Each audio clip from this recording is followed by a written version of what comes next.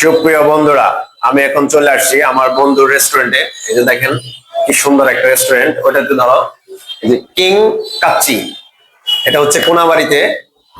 এটা আমার বন্ধুর রেস্টুরেন্ট।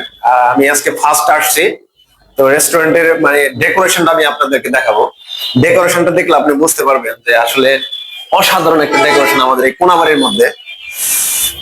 আসেন আপনারা।